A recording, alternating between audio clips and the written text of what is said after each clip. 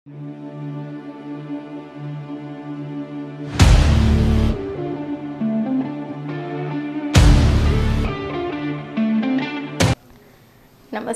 Sony 9 ನ್ಯೂಸ್ಗೆ ಸ್ವಾಗತ. ನಾನು ಪ್ರಭಾವತಿ. ಮೊದಲಿಗೆ ಮುಖ್ಯಾಂಶಗಳು.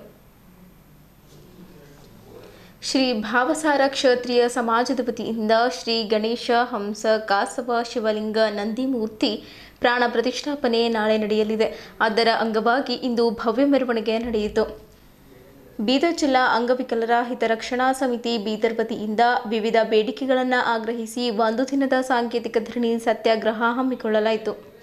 ಕರ್ನಾಟಕ ರಾಜ್ಯ ಮಾದಿಗ ನೌಕರರ ಸಂಘ ಬೀದರ್ ಜಿಲ್ಲೆ ವತಿಯಿಂದ ವಿದ್ಯಾರ್ಥಿಗಳಿಗೆ ಪ್ರತಿಭಾ ಪುರಸ್ಕಾರ, ವಿವಿಧ ಕ್ಷೇತ್ರಗಳಲ್ಲಿ ಸಾಧನೆಗೈದ ಸಾಧಕರಿಗೆ ಸನ್ಮಾನ ಕಾರ್ಯಕ್ರಮ ಹಮ್ಮಿಕೊಳ್ಳಲಾಯಿತು. ವಕ್ಫ್ ಕಾಯ್ದೆ ಮೂಲಕ ಮುಸ್ಲಿಮರ ಧಾರ್ಮಿಕ ಹಕ್ಕು ಕಬಳಿಸುವ ಹುನ್ನಾರ ಮೌಲಾನಾ ರಹಮಾನಿ.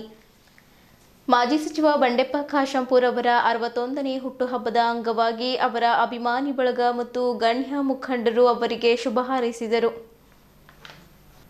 ಸುದ್ದಿಯ ವಿವರಗಳು. ಬೀದರ್ ನಗರದ ಹಿಂಗುಲಾಂಬಿಕಾ ಮಂದಿರದಲ್ಲಿ ವಿಘ್ನ ನಿವಾರಕ ಗಣೇಶ ಶಿವಲಿಂಗ ಮೂರ್ತಿ ಪ್ರಾಣ ಪ್ರತಿಷ್ಠಾಪನೆ ನಡೆಯಲಿದೆ.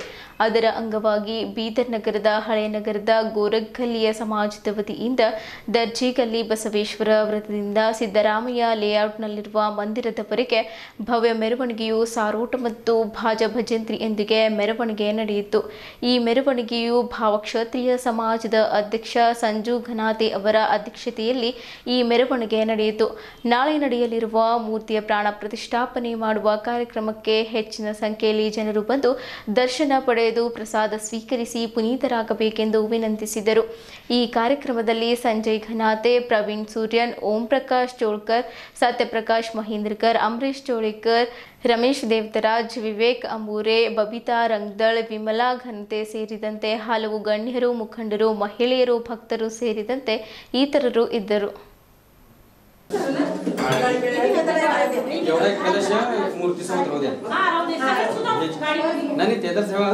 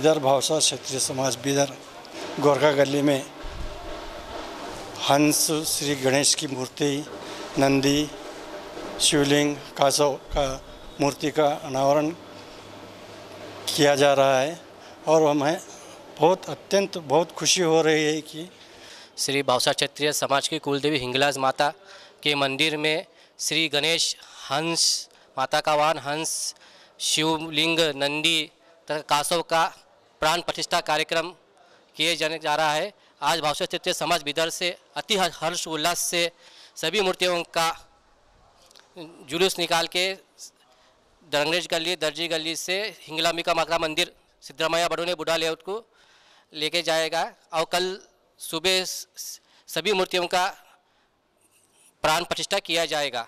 हम सभी भावसा क्षत्रिय समाज से हम सभी से निवेदन करते हैं कि ज़्यादा से ज़्यादा संख्या में कल आके माता का आशीर्वाद लिए और प्रसाद ग्रहण करें।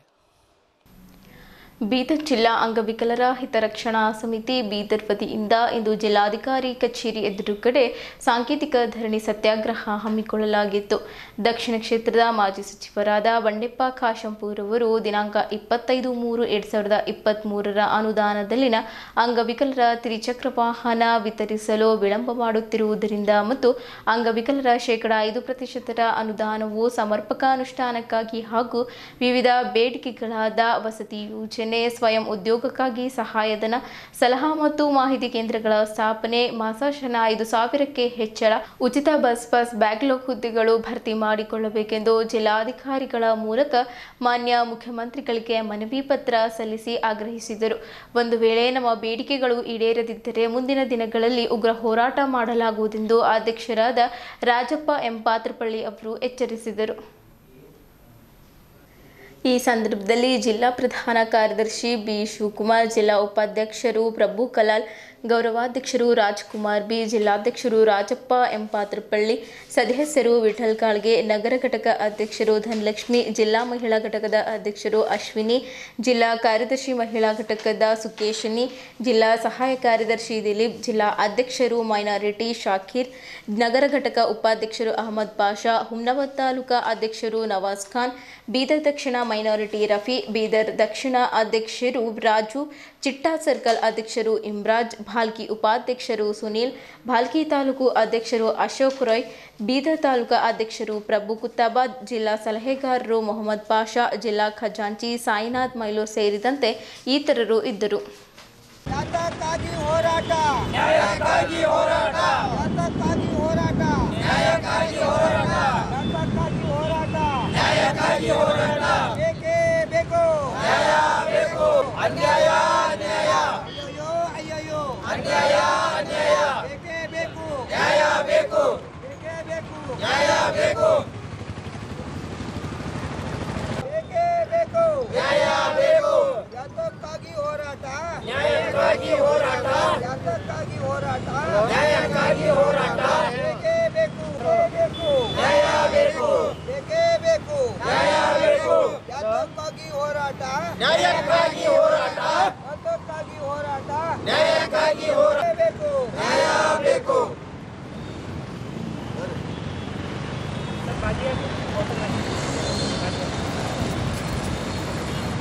ದಿನದ ಸಾಂಕೇತಿಕ ಧರಣಿ ಮುಖಾಂತರ ಬೀದರ್ ದಕ್ಷಿಣ ಕ್ಷೇತ್ರದ ಮಾಜಿ ಸಚಿವರಾದ ಶ್ರೀ ಬಂಡೆಪ್ಪ ಖಾಶಂಪೂರ್ ಅವರ ಅನುದಾನದಲ್ಲಿ 21 ಫಲಾನುಭವಿಗಳಿಗೆ ತ್ರಿಚಕ್ರ ವಾಹನ ವಿತರಿಸಲು ಅನುದಾನವನ್ನು 2023ರಲ್ಲಿ ಮಾಜಿ ಸಚಿವರು ಬಂಡೆಪ್ಪ ಖಾಶಂಪೂರ್ ಅಣ್ಣಾಜಿ ಅವರು ನೀಡಿರುತ್ತಾರೆ. ಆದರೆ ಜಿಲ್ಲಾಧಿಕಾರಿಗಳ ಕಚೇರಿಯಿಂದ ಇಲ್ಲಿವರೆಗೆ ವಿತರಣೆ ಮಾಡಲು ವಿಳಂಬ ಮಾಡುತ್ತಿದ್ದಾರೆ. ಅದನ್ನು ಖಂಡಿಸಿ ಕೂಡಲೇ ಅಂಗವಿಕಲರಿಗೆ ತ್ರಿಚಕ್ರ ವಾಹನ ವಿತರಣೆ ಮಾಡಲು ಈ ಧರಣಿಯ ಮೇನ್ ಉದ್ದೇಶ ಆಗಿದೆ. ಹಾಗೂ ಬೀದರ್ ಜಿಲ್ಲೆಯಲ್ಲಿರ್ತಕ್ಕಂಥ ಅಂಗವಿಕಲರ 5% ಅನುದಾನವು ಸಮರ್ಪಕ ಅನುಷ್ಠಾನಕ್ಕೋಸ್ಕರ ಜಿಲ್ಲಾ ಪಂಚಾಯತ್, ತಾಲೂಕ್ ಪಂಚಾಯತ್, ಗ್ರಾಮ ಪಂಚಾಯತ್, ಪುರಸಭೆ, ಪಟ್ಟಣ ಪಂಚಾಯತ್ನಲ್ಲಿರ್ತಕ್ಕಂಥ 5% ಅನುದಾನದಲ್ಲಿ ಅಂಗವಿಕಲರಿಗೆ ಅವಶ್ಯಕತೆ ಇದ್ದಲ್ಲಿ ತಾಲೂಕ್ ಪಂಚಾಯತ್ನಲ್ಲಿ, ಪುರಸಭೆ, ನಗರಸಭೆ, ಪಟ್ಟಣ ಪಂಚಾಯತ್ನಲ್ಲಿ ಅಂಗವಿಕಲರ ವಿವಿಧ ಸೌಲಭ್ಯಗಳನ್ನು ಅಂಗವಿಕಲರಿಗೆ ತಿಳಿ ಹೇಳಲು ಮಾಹಿತಿ ಕೇಂದ್ರವನ್ನು ಸ್ಥಾಪಿಸಬೇಕು. ಹಾಗೂ ಜಿಲ್ಲೆಯಲ್ಲಿ ಅಂಗವಿಕಲರ ಮನೆ ನಿವೇಶನಗಾಗಿ ಅರ್ಜಿಯನ್ನು ಪಡೆದಿರುತ್ತಾರೆ. ಇಲ್ಲಿವರೆಗೆ ಯಾವುದೇ ಅಂಗವಿಕಲರಿಗೆ ಮನೆ ನಿವೇಶನ ಹಂಚಿರೋದಿಲ್ಲ. ಅಂಗವಿಕಲರ ಮಾಸಾಸನ ಹಂಚಿಸಬೇಕು. ಅಂಗವಿಕಲರಿಗೆ ವಿವಿಧ ಇಲಾಖೆಯಲ್ಲಿರ್ತಕ್ಕಂಥ ಸೌಲಭ್ಯಗಳನ್ನು ಅವರಿಗೆ ತಲುಪುವಂತಾಗುವ ಆಗಲು ಈ ಧರಣಿಯ ಮೇನ್ ಉದ್ದೇಶವಾಗಿದೆ। गाड़ियों में डालने के लिए हैंडीकैप के पास पैसा नहीं है, अगर वो पैसा नहीं है तो पेट्रोल में कहाँ से लाकर डालेंगे। तो इसलिए मैं उनसे ये गुजारिश करता हूँ कि अब जो गाड़ियाँ दे दिए, आइंदा जो गाड़ियाँ देंगे तो वो बैटरी से चलने वाली और जिससे उनको 4 पैसे बच सकते हैं, जिसका हैंडीकैप अपनी डेवलपमेंट के वास्ते इस्तेमाल कर सकता है। और ऑलरेडी वो गाड़ियाँ मार्केट में अवेलेबल है, 3 पहिया मॉडिफाइड करे हुई, ये मॉडिफाइड करने की भी ज़रूरत नहीं है और वो पीछे भी जाती है आगे भी जाती है, उससे हैंडीकैप को सहूलत हो जाती है। वो दिए तो हैंडीकैप के वास्ते बहुत सहूलत होती है। दूसरी बात मेरी ये है कि आंध्र प्रदेश और महाराष्ट्र में हैंडीकैप को 5000 रुपीज़ पर मंथ स्कॉलरशिप यानी वजीफ़ा है, लेकिन कर्नाटका गवर्नमेंट 1400 रुपये देती है। वो 1400 रुपये में वो हैंडीकैप खाएंगा क्या, पेट्रोल क्या डालेंगा, अपने ज़िंदगी को क्या डेवलपमेंट करेंगा, ये आप कुछ सोच के समझ सकते हैं। मेरी ये गुजारिश है मिनिस्टर साहब, रहीम खान साहब, ईश्वर खंडे साहब, सागर खंडे साहब, डीसी साहब और तमाम बीदर के बल्कि कर्नाटका के जो भी मिनिस्टर्स हैं, हमारे सीएम साहब से भी मेरी ये गुजारिश है कि वो इस बात पे गौर करें और हैंडीकैप लोगों को तरक्की देने के वास्ते कुछ तो क्या बोलते हैं हेल्प करें। ಕರ್ನಾಟಕ ರಾಜ್ಯ ಸರ್ಕಾರವು 5% ಅಂಗವಿಕಲರಿಗೆ ಎಲ್ಲ ಇಲಾಖೆಯಲ್ಲಿ 5% ಅನುದಾನ ಕೊಡಬೇಕು ಎಲ್ಲರಿಗೆ ನಾವು ಆ ಸಚಿವರಿಗೆ ಮತ್ತು ಮನವಿ ಮಾಡ್ತೀವಿ। ಯಾಕಂದರೆ ನಮಗೆ ಯಾವುದು ಅನುದಾನ ಕೊಡ್ತಾ ಇಲ್ಲ, 5% ಯಾವುದು ಇಲಾಖೆಯಲ್ಲಿ ಸರಿಯಾಗಿ ಕೆಲಸ ಆಗ್ತಾ ಇಲ್ಲ, ಯಾವುದು ವೆಹಿಕಲ್ಸ್ ಗಾಡಿಯೋ ಜಲ್ದಿ ಸರಿಯಾಗಿ ಕೊಡ್ತಾ ಇಲ್ಲ, ಅದರ ಬಗ್ಗೆ ಎಲ್ಲರೂ ಇದರ ಬಗ್ಗೆ ಮನವಿ ಪತ್ರ ಕೊಡ್ತೀವಿ। ಬೀದರ್ ನಗರದ ಸರ್ಕಾರಿ ನೌಕರರ ಭವನ ಪ್ರತಾಪನಗರದಲ್ಲಿ ಕರ್ನಾಟಕ ರಾಜ್ಯ ಮಾದಿಗ ನೌಕರರ ಸಂಘ ಬೀದರ್ ಜಿಲ್ಲೆ ವತಿಯಿಂದ ವಿದ್ಯಾರ್ಥಿಗಳಿಗೆ ಪ್ರತಿಭಾ ಪುರಸ್ಕಾರ ಮತ್ತು ಸಾಧಕರಿಗೆ ಸನ್ಮಾನ ಕಾರ್ಯಕ್ರಮ ಹಮ್ಮಿಕೊಳ್ಳಲಾಯಿತು। ಈ ಕಾರ್ಯಕ್ರಮವನ್ನು ಗುಲ್ಬರ್ಗಾ ವಿಶ್ವವಿದ್ಯಾಲಯ ನಿವೃತ್ತ ಮುಖ್ಯ ಗ್ರಂಥಪಾಲಕರಾದ ಡಾಕ್ಟರ್ MT ಕಟ್ಟಿಮನಿ ಅವರು ಜ್ಯೋತಿ ಬೆಳಗಿಸುವ ಮೂಲಕ ಕಾರ್ಯಕ್ರಮವನ್ನು ಉದ್ಘಾಟಿಸಿ ಮಾತನಾಡಿದರು।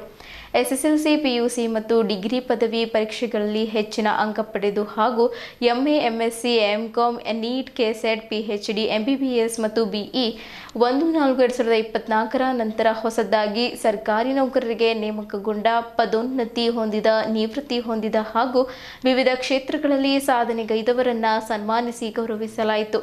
ಶಾಲು ಹೊದಿಸಿ ಹೂಮಾಲೆ ಹಾಕಿ ಪ್ರಮಾಣ ಪತ್ರ ನೀಡಿ ಡಾಕ್ಟರ್ ಬಾಬಾ ಸಾಹೇಬ್ ಅಂಬೇಡ್ಕರ್ ಅವರ ಪುಸ್ತಕ ನೀಡಿ ಗೌರವಿಸಿದರು।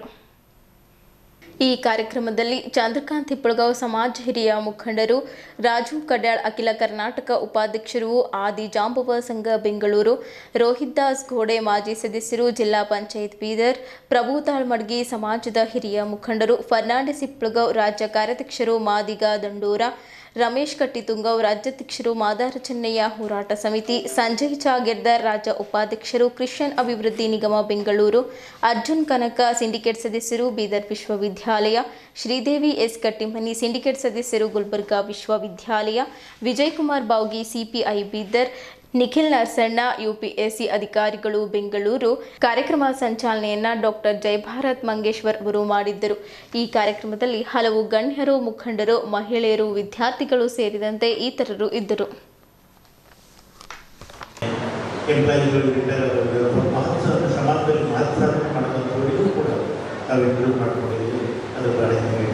ಅವರಿಗೆ ನಾವು ಗೌರವ ಸಲ್ಲಿಸಬೇಕು। ಆಮೇಲೆ ಈ ಸಾಧನೆಗೆ ನಾವು 10% ಮುಂದೆ ಮಾಡಿದ್ದೀವಿ ಅದಕ್ಕೋಸ್ಕರ ಅವರು ಈ ಒಂದು ಮಹತ್ ಕಾರ್ಯ ನೀವು ಹಮ್ಮಿಕೊಂಡಿದ್ರೆ ಅದು ನಮ್ಮೆಲ್ಲರಿಗೂ ಬಹಳ ಹೆಮ್ಮೆ ಅನಿಸ್ತದೆ। ನಮಗೆ ಈ ಕರ್ನಾಟಕ ರಾಜ್ಯ ಮಾದಿಗ ನೌಕರರ ಸಂಘ ಬೀದರ್ ಜಿಲ್ಲೆ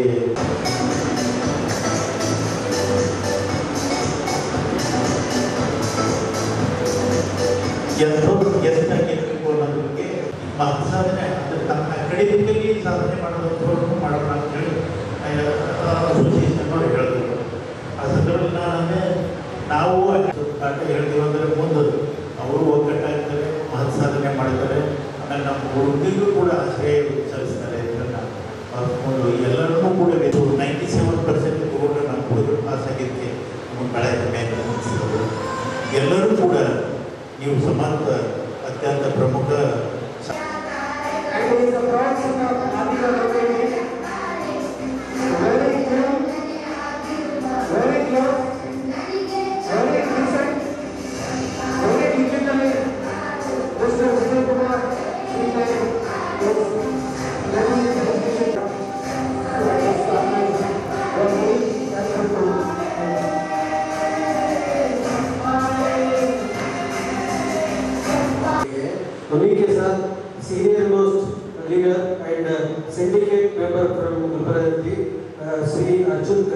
अभी स्टेज पर अभिमान से तीनों लोगों को हमने इन्वाइट किए हैं और हमें बहुत खुशी होता है कि लोगों को नेक्स्ट SSLC स्टूडेंट्स को सम्मान किया जाएगा और यह इसलिए किया जा रहा है कि अगले दिनों में तरह का सम्मान होने का चांसेस होता है।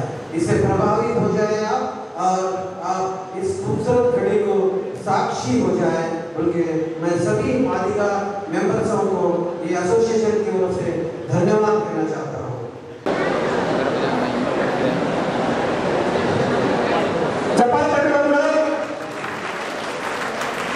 जीवन दमलाकर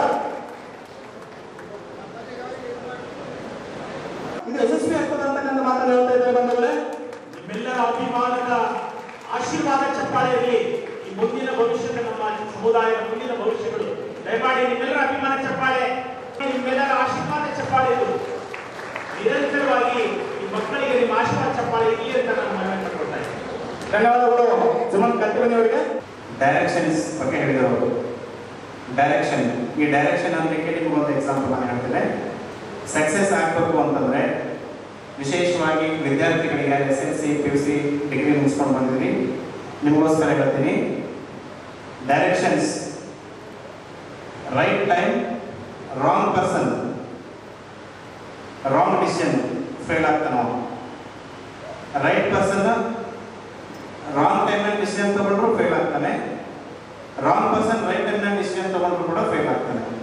ಸೊ ರೈಟ್ ಟೈಮಲ್ಲಿ ರೈಟ್ ಡಿಸಿಷನ್ ತಗೋಬೇಕು. ಅದು ಯಾವ ಥರ ಇರಬೇಕು ಅಂದರೆ, ನೀವು ಯಾರು ಕಾಂಪಿಟೇಟಿವ್ ಎಕ್ಸಾಮ್ ಪ್ರಿಪೇರ್ ಆಗ್ತಾ ಇದ್ದೀರಿ, ಎಕ್ಸಾಮ್ ಬಿಫೋರ್ ನಿಮ್ಮದು ಪ್ರಿಪ್ರೇಷನ್ ಪ್ರಾಪರ್ ಆಗಿರಬೇಕು. ನೀವು ಎಕ್ಸಾಮ್ ದಿವಸನೇ ಬುಕ್ಕಲ್ಲಿ ಮಾಡಿ ಎಕ್ಸಾಮ್ ದಿವಸನೇ ಎಲ್ಲವೂ ಆಗಬೇಕು ಸಾಧ್ಯ ಇಲ್ಲ. ಮತ್ತು ಯಾವಾಗಲೂ ಸಕ್ಸಸ್ ಅನ್ನೋದು ಹೆಂಗಿರುತ್ತೆ ಅಂದರೆ, ನೋಡಿ ಭಾಳ ಜನ, ಎಷ್ಟು ಜನ ಕಾಂಪಿಟೇಟಿವ್ ಎಕ್ಸಾಮ್ ಕಟ್ಟಿದ್ದಾರೆ ಹೇಳಿ, ಸ್ವಲ್ಪ ಕೈ ಮಾಡಿ. ಎಕ್ಸಾಮ್ ಎಷ್ಟು ಜನ ಬರ್ತಿದ್ರಿ CET ಎಕ್ಸಾಮ್ಗಳು? ಹಾಂ, ಹೇಳಿದರೆ ಏನಾಗಲ್ಲ ನೋಡಿ. ಪ್ರತಿಯೊಬ್ಬರು ಕೂಡ ಈಗ ಇರುವಂಥದ್ದು ಒಂದು ಸ್ಪರ್ಧಾ ಜಗತ್ತು. ಸ್ಪರ್ಧೆ ಎದುರಿಸಲಾದ್ರೆ ಈಗ ನಿಮಗೆ ಅಟೆಂಡರ್ ನೌಕರಿ ಕೂಡ ಸಿಗೋದಿಲ್ಲ. ಇವನ್ ಪ್ರೈವೇಟ್ ಜಾಬಿಗೆ ಹೋಗ್ಬೇಕಂದ್ರೂ ಕೂಡ ನೀವು ಕಾಂಪಿಟೇಷನ್ ಅಲ್ಲಿ ಮಾಡಲೇಬೇಕು. 16 ಜನ ಬಂದಿರ್ತಾರೆ. ಆ 16 ಜನರಲ್ಲಿ ನಮ್ಗೆ ಯಾಕೆ ನಾವು ಸೆಲೆಕ್ಟ್ ಮಾಡ್ಬೇಕಾದ್ರೆ ನಮ್ಮ ಹತ್ರ ಉತ್ತರ ಇರಬೇಕು. ಆ ಕ್ವಾಲಿಟೀಸ್ ನಾವು ಬೆಳೆಸ್ಕೋಬೇಕು. ಎಕ್ಸಾಮ್ ಕಳೆದಂಥ ಪ್ರತಿಯೊಬ್ಬರು ಕೂಡ 40ರಿಂದ 50 ಮಾರ್ಕ್ಸ್ ಮಾಡೇ ಮಾಡ್ತಾರೆ. ಕರೆಕ್ಟ್ ಅಲ್ಲ? ಯಾರೇ ಬರಲಿ 40ರಿಂದ 50 ಮಾರ್ಕ್ಸ್ ಕಂಪಲ್ಸರಿ ಮಾಡ್ತಾರೆ. ಯಾರು ಸುಮ್ಮನೆ ಅವಾಗವಾಗ ಅಭ್ಯಾಸ ಮಾಡ್ತಾರೆ ಅವರು 60% ಮಾರ್ಕ್ಸ್ ಮಾಡ್ತಾರೆ. ಯಾರು ಸ್ವಲ್ಪ ಹೆಚ್ಚಿಗೆ ಮಾರ್ಕ್ಸ್ ಕೊಟ್ಟು ಹಾರ್ಡ್ ವರ್ಕ್ ಮಾಡ್ತಾರೆ ಅವರು 70ವರೆಗೂ ಮಾರ್ಕ್ಸ್ ಮಾಡ್ಬೋದು. ಕೆಲವರು 2 ವರ್ಷ 3 ವರ್ಷ 4 ವರ್ಷ ನಿರಂತರವಾಗಿ ಅದೇ ಕೆಲಸ ಮಾಡ್ತಾರೆ, ಅವರು 80% ಮಾರ್ಕ್ಸ್ ಮಾಡ್ಬೋದು. 15-20 ವರ್ಷ ಮುಂಚೆ ನಾವು ಓದುವಾಗ 70% ಮಾರ್ಕ್ಸ್ ಮಾಡಿದ್ರೆ ನೌಕರಿ ಸಿಗ್ತಾ ಇತ್ತು. ಆದರೆ ಈಗ 85 to 90 ಮಾರ್ಕ್ಸ್ ಬಂದಿದೆ. ಈಗ ಯಾರು 90% ನೀವು ಮಾಡಿದ್ರಿ ನಾವು ರಿಸಲ್ಟ್ ಎಕ್ಸ್ಪೆಕ್ಟ್ ಮಾಡ್ಬೋದು, ಸೆಲೆಕ್ಷನ್ ಆಗ್ತದೆ ಅಂತ. ಸೊ ಯಾವಾಗ ಹಾರ್ಡ್ ವರ್ಕ್ ಮಾಡಿದಂಥವ್ರು ಮತ್ತೆ ಅದ್ರ ಜೊತೆಗೆ ಸ್ಮಾರ್ಟ್ ವರ್ಕ್ ಮತ್ತು ಹಾರ್ಡ್ ವರ್ಕ್ ಸ್ವಲ್ಪ ಡಿಫ್ರೆನ್ಸ್ ಇದೆ. ಸ್ಮಾರ್ಟ್ ವರ್ಕ್ ಯಾವ ಥರ ಇರ್ಬೇಕಂದ್ರೆ ನಾವು ಜನರಲ್ ಅಬ್ಸರ್ವೇಷನ್ಸ್ ಕರೆಕ್ಟ್ ಇರಬೇಕು. ಕೆಲವೊಂದು ಕ್ವಶನ್ಸ್ ಹೆಂಗೆ ಬರ್ತಾವಂದ್ರೆ ನೀವು ಯಾವ ಬುಕ್ಕಿನಾಗೂ ಸಿಗಲ್ಲ ಅದು. ಫಾರ್ ಎಕ್ಸಾಂಪಲ್, ಈಗ ಬೀದರ್ ಏರ್ಪೋರ್ಟ್ ಎಷ್ಟು ನೋಡಿದ್ರಿ? ಬೀದರ್ ಏರ್ಪೋರ್ಟ್ ಎಷ್ಟು ನೋಡಿದ್ರಿ ಹೇಳಿ? ಹಾಂ, ಅಲ್ಲಿ ಆ ಏರ್ಪೋರ್ಟ್ ಸ್ಟಾರ್ ಅಂತ ಒಂದು ಸ್ಲೋಗನ್ ಇದೆ, ಟು ಕನೆಕ್ಟಿಂಗ್ ರಿಯಲ್ ಇಂಡಿಯಾ ಅಂತ. ಅಲ್ಲಿ ಕ್ವಶನ್ ಬಂದ್ಬಿಡುತ್ತೆ, ಕನೆಕ್ಟಿಂಗ್ ರಿಯಲ್ ಇಂಡಿಯಾ ಇದು ಯಾವ ಏರ್ಲೈನ್ಸ್ಗೆ ಸಂಬಂಧಪಟ್ಟದ್ದು? ಇದು ನಿಮಗೆ ಯಾವ ಬುಕ್ಕಿನಾಗೂ ಸಿಗಲ್ಲ. ಇದು ಸ್ಮಾರ್ಟ್ ವರ್ಕ್ನಲ್ಲಿ ಸಿಗುತ್ತೆ. ಯಾಕಂದ್ರೆ ನೀವು ಅಬ್ಸರ್ವೇಷನ್ ಇರಬೇಕು, ನಿಮ್ಮ ಸರೌಂಡಿಂಗ್ ಏರಿಯಾದಲ್ಲಿ ನೀವು ಅಬ್ಸರ್ವೇಷನ್ ಇರಬೇಕು. ಮಾದಿಗರವರ ನೇತೃತ್ವದಲ್ಲಿ ನಮ್ಮ ಕೇಂದ್ರ ಸರ್ಕಾರ ನಮ್ಮ ಕೂಗನ್ನು ಸ್ಪಂದಿಸಿ ಹಾಗೂ ಸರ್ವೋಚ್ಚ ನ್ಯಾಯಾಲಯಕ್ಕೆ ಒಂದು ತೀರ್ಪನ್ನು ನೀಡಿ ಇವತ್ತು ನೀಡಿದ್ರಿಂದ ನಾವು ಏನಪ್ಪ ಅಂಚಿನಲ್ಲಿದ್ವಿ, ಸಮೀಕ್ಷೆನಲ್ಲೂ ಕೂಡ ನಾವು ಯಶಸ್ವಿಯಾಗಿ ಭಾಗವಹಿಸಬೇಕು. ಅವ್ರು ಬರಲಿ ಅಂತಲ್ಲ, 4 ದಿನದಲ್ಲಿ ಸಮೀಕ್ಷೆನಲ್ಲಿ ಯಶಸ್ವಿ ಮಾಡ್ಕೊಳ್ರಿ. ಹಾಗೆ ಮುಂದಿನ ಭಾಗವಾಗಿ ಮುಂದಿನ ಭವಿಷ್ಯವೇ ನೀವೆಲ್ಲ ವಿದ್ಯಾರ್ಥಿಗಳು, ಆ ಮುಂದೆ ನಿಮಗೆ ದೊಡ್ಡ ಅದ್ಭುತ ಭವಿಷ್ಯ ಕಾದಿದೆ. ನಿಮಗೆ ಒಳಮೀಸಲಾದ ಮೇಲೆ ಅದ್ಭುತ ವಿಶೇಷವಾಗಿರ್ತಕ್ಕಂಥ ನಿಮಗೆ ಭವಿಷ್ಯ ಇದೆ. ನೀವು IAS ಆಗ್ತೀರಾ, ನಿಮಗೆ ಭವಿಷ್ಯ ಇದೆ. KS ಆಗ್ತೀರಾ, ನಿಮಗೆ ಭವಿಷ್ಯ ಇದೆ.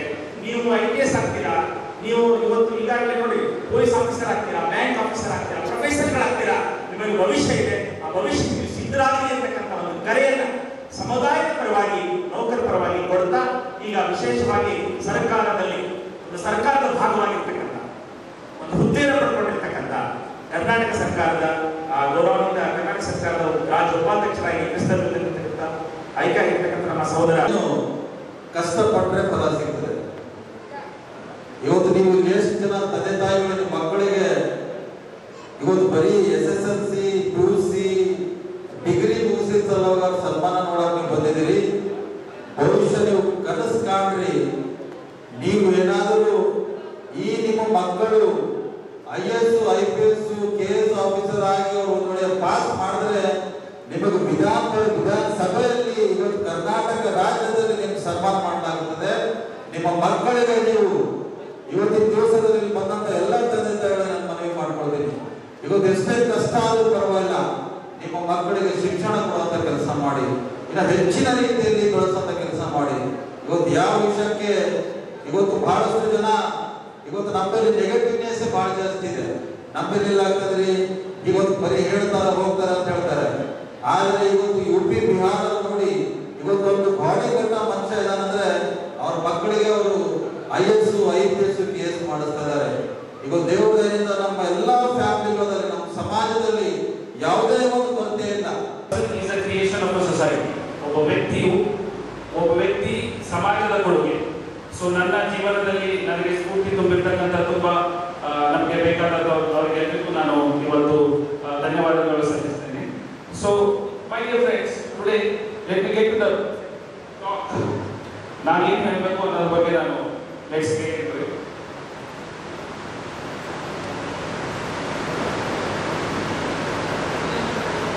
ಜೀವನ, ಅದರ ಗುರಿ, ಅದರ ಮತ್ತು ಅದರ ಅರ್ಥ ಮಾನವ ಕುಲನವನ್ನು ಅನಾದಿ ಕಾಲದಿಂದ ಆಕರ್ಷಿಸ್ತಾ ಬಂದಿದೆ. What is the meaning of life? What is life? What is the purpose of life? Why do we exist?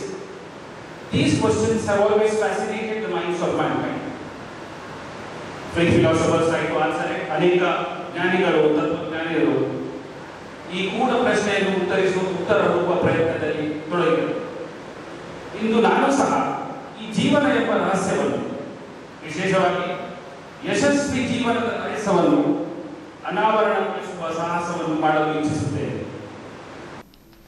ದೇಶದ ಸಂವಿಧಾನ ಹಾಗೂ ನಮ್ಮ ಧಾರ್ಮಿಕ ಹಕ್ಕನ್ನು ಕಬಳಿಸುವ 2025ನೇ ಸಾಲಿನ ವಕ್ಫ್ ಕಾಯ್ದೆ ವಿರುದ್ಧ ನಮ್ಮ ಹೋರಾಟ ಅಚಲವಾಗಿದೆ ಎಂದು ಅಖಿಲ ಭಾರತೀಯ ಮುಸ್ಲಿಂ ವೈಯಕ್ತಿಕ ಕಾನೂನು ಮಂಡಳಿ ಕಾರ್ಯದರ್ಶಿ ಮೌಲಾನಾ ಉಮ್ರೇನ್ ಮೆಹಫೂಜ್ ರಹಮಾನಿ ತಿಳಿಸಿದರು.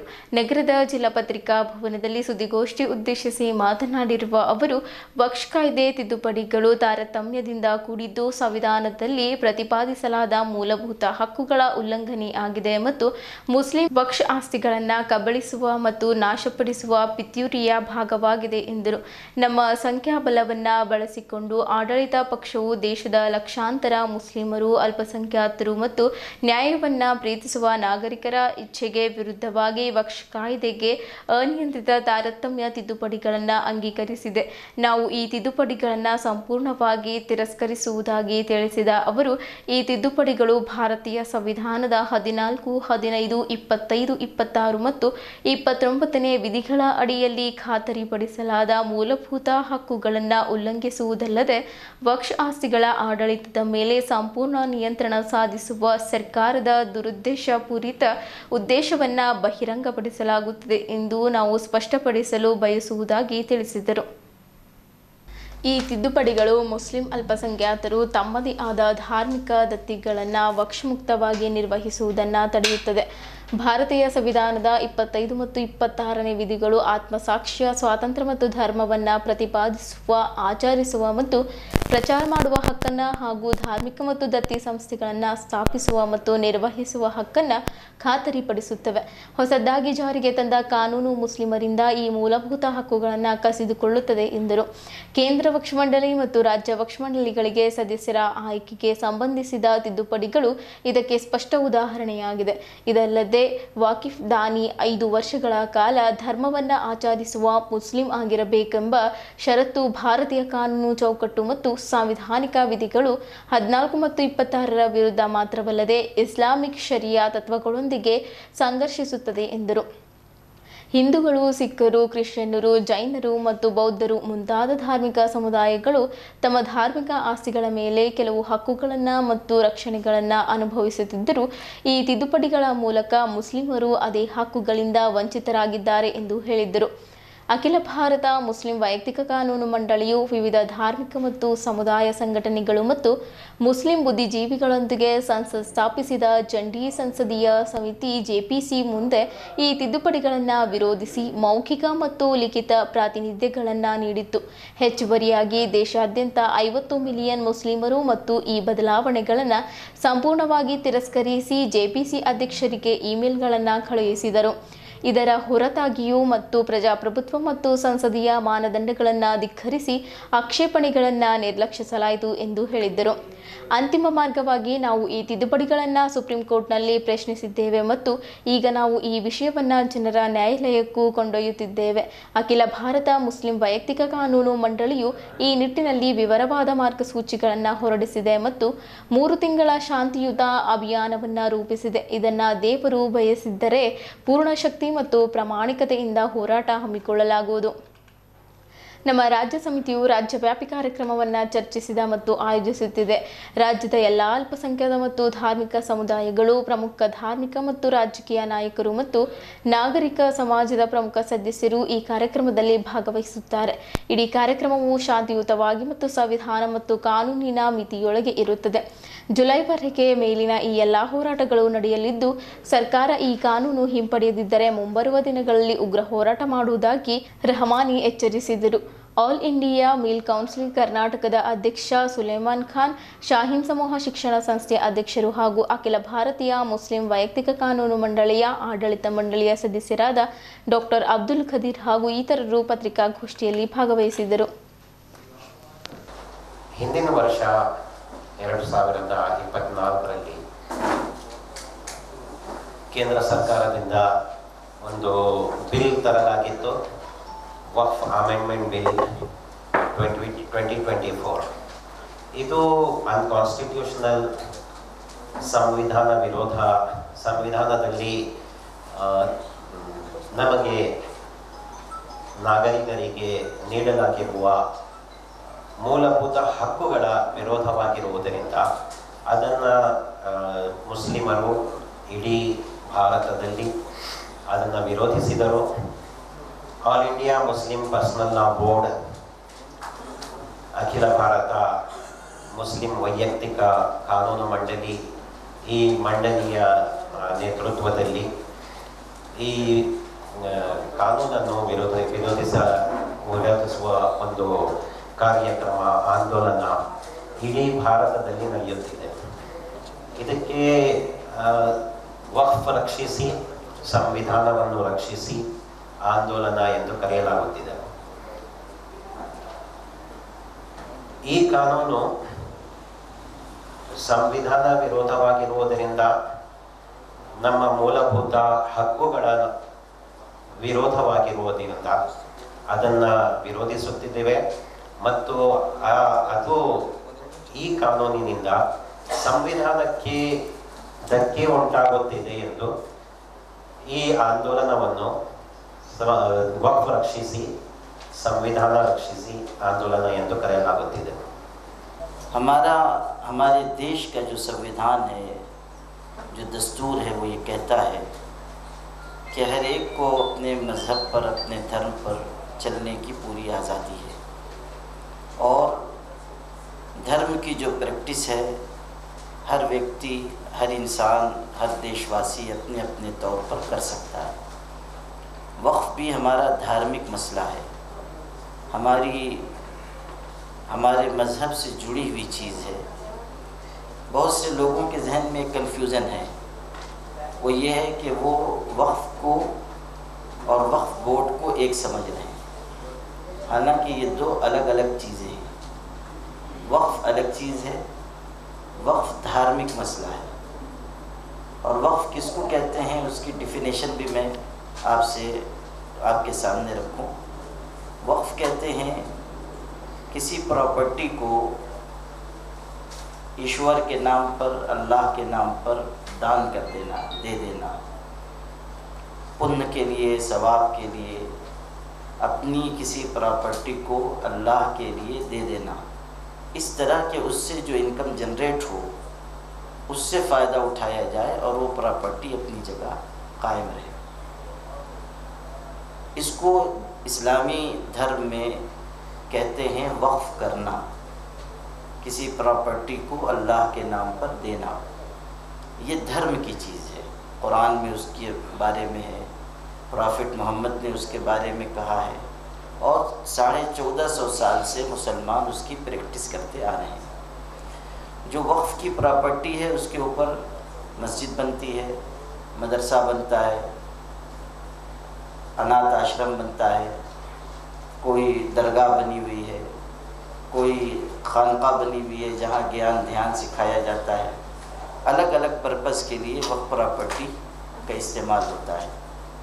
और ये बात भी क्लियर कर दूँ कि अगर दुखित और पीड़ित लोगों के लिए कोई चीज़ दी जाती है, कोई प्रॉपर्टी वक्फ की जाती है, तो इस्लाम ये नहीं कहता है कि उससे सिर्फ मुसलमान लाभ उठाएंगे, फ़ायदा उठाएंगे, बल्कि ये है कि हर समाज के लोग, हर मज़हब के लोग, हर सोसाइटी के लोग उससे फ़ायदा उठा सकते हैं। ये इस्लाम का कंसेप्ट है, उसकी तालीम है। वक्फ के लिए ज़रूरी नहीं है कि उससे फ़ायदा उठाने वाले सिर्फ मुसलमान हों। ऐसी बहुत सारी वक्फ की प्रॉपर्टी पूरे मुल्क में है, पूरे देश में है।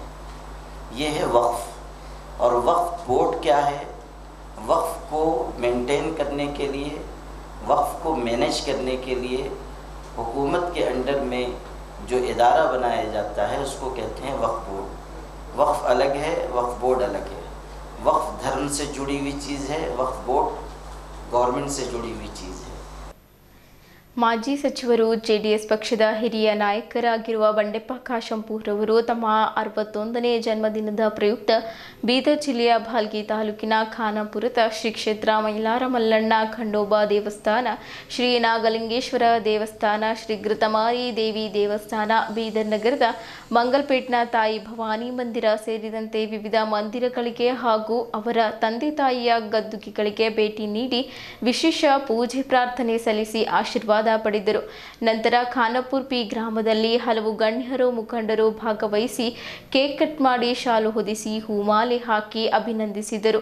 ಬೀದರ್, ಕಲಬುರಗಿ, ಬೆಂಗಳೂರು, ರಾಮನಗರ್ ಸೇರಿದಂತೆ ರಾಜ್ಯದ ವಿವಿಧೆಡೆಯಿಂದ ಸಹಸ್ರಾರು ಜನರು, ಪಕ್ಷದ ಕಾರ್ಯಕರ್ತರು, ಅಭಿಮಾನಿಗಳು, ಮುಖಂಡರು, ಹಿರಿಯರು, ಸ್ನೇಹಿತರು ಭಾಗವಹಿಸಿ ಶುಭ ಹಾರೈಸಿದರು.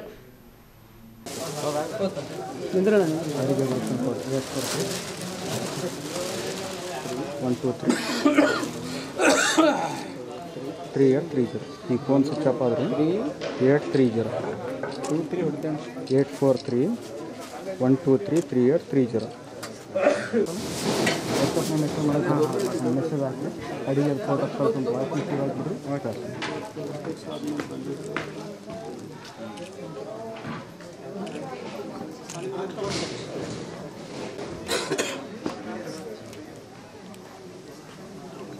Thank you. ಅದೇನಾ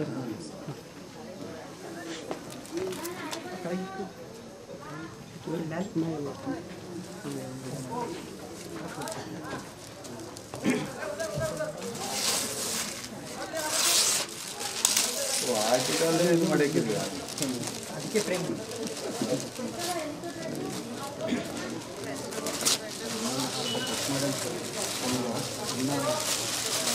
ಐದು ಪ್ಯಾರ ಕಟ್ ಮಾಡಿ 5 ಪ್ಯಾರ ಇನ್ನು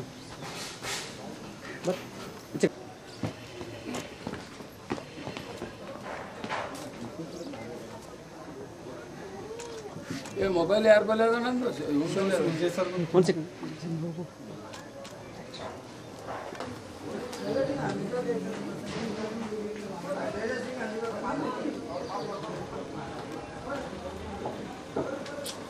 थैंक यू अप्पा थैंक यू आमेಲೆ ಭೇಟಿಯಾಗಿರಿ